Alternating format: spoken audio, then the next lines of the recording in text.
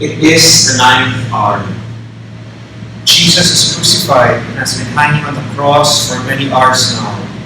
He is bloody, broken. He is in pain. He is jeered and mocked. And he is alone.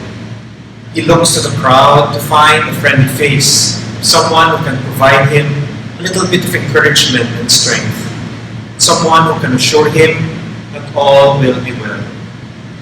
But he finds none. This is probably the darkest hour in Jesus' life. So in deep anguish and even deeper despair, Jesus calls out, Eloi, Eloi, lema sabachthani. My God, why have you forsaken me? Jesus calls to God his Abba, the one who calls him my beloved Son. During these moments, Jesus does not feel an ounce of love and affection, but rather absence and abandonment. The prodigal father, whom he always describes as full of mercy and steadfast love, who values him more than the birds in the air and flowers in the field, was even promised not a hair on his head will be harmed, is nowhere to be found, not a sight and not a sound.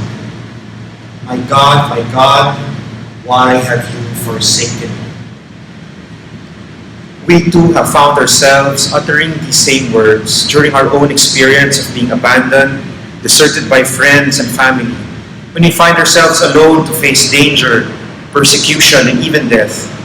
We might have even heard these spoken by close friends and loved ones as we accompanied them on their own road of despair, darkness, and death.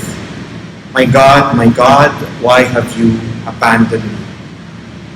We might find ourselves saying these very words today, in the time of the pandemic, in this time of social distancing and isolation, or when we hear stories of COVID patients dying alone, bereft of the company of loved ones, but surrounded by strangers and machines.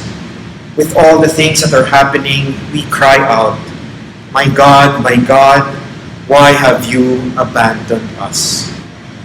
My dear friends, the words expressed by Jesus is not a cry, but it is a prayer.